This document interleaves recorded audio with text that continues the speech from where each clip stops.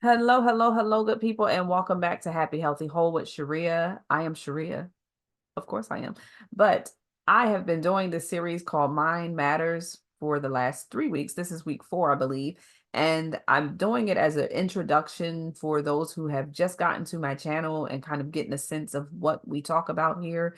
And I like to say I talk about the health and wealth for Black women and really understanding that that looks at us as a holistic and a whole person and taking care of all of our areas. And so we went over the basics of mental health, self-care, stress and anxiety, which is just some of the basic things that I talk about here on this station. And so today I want to talk stigma in the Black community around mental health, because I do want you to know that sometimes this channel specifically will talk about things that impact Black community around mental health. And because Mind Matters is our base, getting back to the basics of what this channel has been about and is about, I don't want to lose focus on knowing that that is sometimes going to be something I talk about.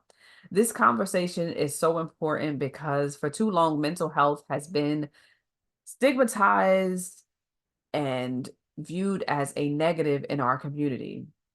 There's a belief that we need to be strong, or that therapy is only when something is wrong or broken in you. But today we are going to break down some misconceptions and talk about why mental health care is so essential for us within the Black community. That's a very important topic because it is part of literally the thing that I do and why I started my practice. So let's start by acknowledging that there's this historical reason for the stigma around mental health. It is not just something that's thrown out there. For generations, Black people have been faced with systemic oppression, discrimination, and racial trauma. We've conditioned ourselves to feel that resilience means that we have to face it on our own. And an immense part of even how people stereotype us as Black people comes down to us being strong and resilience without needing any help. And the reality is that that form of resilience has cost us over the time. Resilience is a good testimony and testament of our strength. So I don't want to take away from that. But it is also important to know that it can be burdensome and help and have us feel as though there's something wrong with us when we can't carry everything on our own. When we're taught to suppress our pain, our feelings, the things that we are dealing with, and to just keep moving on, we don't learn how to take care of ourselves and how to actually prioritize the importance of things like self-care. While our resilience is such a powerful part of our history, it is also time for us to embrace the fact that we are human. And being human does not make us weak, it is a strength. Prioritizing our mental health and our mental well-being can be one of the truest form of self-love and resistance that I know. That's just the truth. Mental health stigma in our community specifically can keep us from seeking any form of help. It literally still to this day is one of the things that we do not want to do. Black adults in, I think, America specifically, have experienced mental health at almost 20% or more when it comes to like depression and anxiety, yet we don't seek as much support and help as any other group. That becomes something we need to talk about, because if we don't, we get isolated, we get silenced, and we don't get the help we deserve. Too many of us are suffering in silence because we don't want to be judged, we don't want to be misunderstood, and literally we have put in our own minds this level of cost for ourselves to deal with it over getting help and support to deal with it as a community and as a group. So why is this important? Because addressing mental health openly allows all of us to normalize it. It helps us to create spaces where healing and things that are around dealing with past traumas and oppression can be normalized, and we can know that it is okay not to be okay. It's okay to ask for help, and it's okay not to be okay. There's no stigma, or there should be no stigma in needing assistance in areas that we are challenged. So let's take a moment for me to really just be honest. As a therapist, I'm of course going to say these things. However, even as a person who has participated in therapy for myself, I understand now the importance of even debunking that stereotype or that stigma around going to therapy means something is wrong for you or wrong with you. It makes us feel shameful. It makes us feel like we can't do it. But then what it creates is this level of judgment that doesn't allow us to be supported and causes us to be isolated, even with our pain and amongst our community, right? Because even when we're amongst our community, we might not want to talk about our pain. We might not want to know, we may not know what to do about our pain, but then we're not asking for any help. So think of it like this. When your body is sick, who do you call? A doctor. When your mind and spirits are struggling, therapy is where you can find that extra help for healing and support. You can have therapy in church or therapy in your religious practice. You can have therapy and meditation, right? You can have these skills and still need to be able to heal in a space where you can safely give what you're dealing with without judgment. It's a space where you should be able to unpack challenges, anything you're facing, and feel that you're not being judged. And that ultimately helps us to move forward. That's the truth. Therapists are hopefully trained, because I'm going to say hopefully, because you're going to find good doctors, you're going to find good dentists, but you're also going to find bad doctors and bad dentists. The same is true for therapists. Therapists are trained to help you guide through difficult emotions, trauma, life transitions, and so much more. So when we think about therapy, we have to look at it similar to going to a doctor's. If the first don't work, try another. Nothing's wrong with looking until you find what works for you.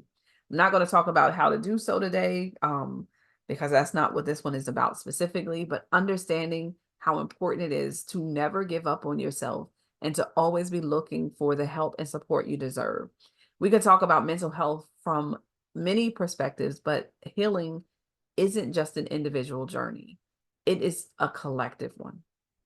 One of the most powerful tools in our community is when we are surrounded by loved ones, friends, our communities, our organizations, our religious groups, our support systems. They are all essential in our healing. But we have to let them know that's what we need. We have to bring them into our healing. We have to be open to talking about what we can do together to help. Too often we might be told to pray it away or just be strong. But the reality is, while our faith is extremely important and it's okay to combine spiritual strength with support from professional help.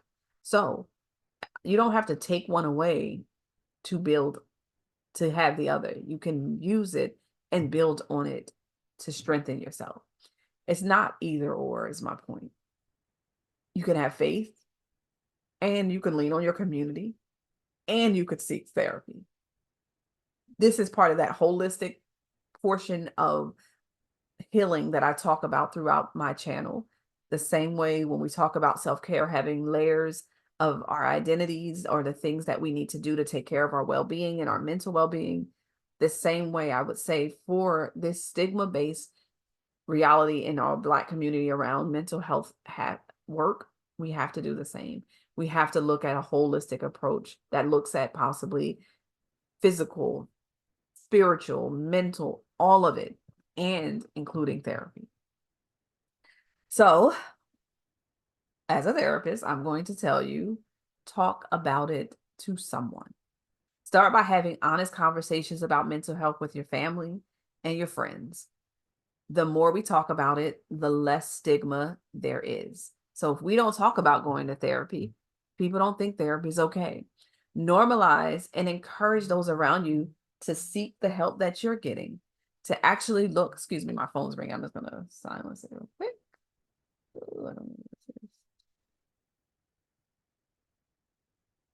Sorry. Educate yourself on the different avenues of, sorry, let me go back. I was still talking about normalizing therapy, but normalize therapy by talking about it, sharing that you're going, making sure that you're giving a positive experience, in an honest experience, that it takes work and it's not just this one-off visit and you're good to go. And sometimes even representation matters. Sometimes you need to decide that I want to start with someone who looks like me. I want to be able to talk to someone who shares my experience without me having to explain it. That's fine as well. And for some of us, that's not what we need. And that's okay as well. You may need to not do or have someone who looks like you, but representation matters. There are therapists who look like you, who talk like you, who have shared religious beliefs. So if you're not a Black Christian, you might find a Black Muslim, right? If you're not Black Muslim or Christian and an atheist, you might find a Black atheist. Finding what matters to you and identifying that is there can help you to support your experience in therapy. The point is, we need to normalize it, whether it looks exactly like us or it looks something like us. Educate yourself on mental health. Learn more about how it impacts us. I do some videos currently and in the past around racial trauma and the specifics around internalized racism and different types of racism that we experience and how it impacts our mental health. Those can be opportunities for you to learn about the impact on our mental health and also how to address it. Advocate for resources. Push for more mental health resources in our community that includes affordable therapy, support groups, and culturally competent care. So even if you don't find a person who looks like you, having someone who also knows how to work with your identity is going to be extremely important. So making that a clear avenue to your health. Cultural competency in therapy is one of the things that I do focus on and how important it is. Over our different videos, you've heard me talk about, the importance of understanding how oppression and systemic racism, racial trauma, and cultural dynamics impact our mental health. Knowing those things as true can help us to determine what types of needs we might have in a therapy setting. If you are looking for a therapist, don't be afraid to ask them about their experience working with Black clients or their experience working with cultural competency if they are a Black client therapist. Because just because you identify as a Black therapist doesn't mean that you understand racial trauma and cultural dynamics that impact us with racism. You deserve a therapist who can see your whole self and your and have an understanding of your cultural aspects that are impacted because of mental health. So that being said, family, I want you to think about what I talked about around stigma and how you can assist in breaking the stigma within your own community. We need to create a culture where mental health is prioritized and physical health is included. By talking about our struggles openly, seeking therapy, and supporting one another, we can make real change. Make sure, if you haven't already, to like and subscribe, but drop a comment below if you ever face mental health stigma or if you found therapy helpful. Let our conversations be some of the beginning conversations that creates change. And if you're watching this, you already know that there's Black therapists out there who care and want what's best for you. I will try to put some resources in the chat around seeking therapy if you're interested, or not in the chat, in the comment section. Um, there's people like you who need the support, who can give the support. There's people like me who are always willing to love our community into healing.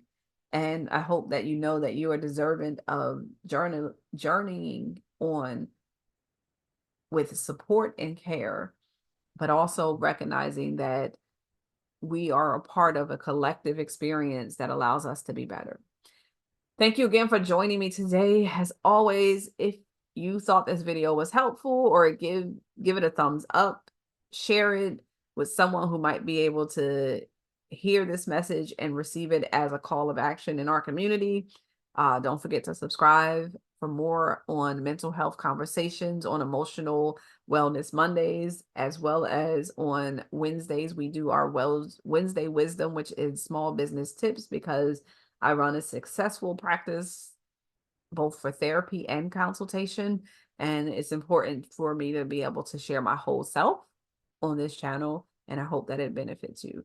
Take good care of yourselves. Be well.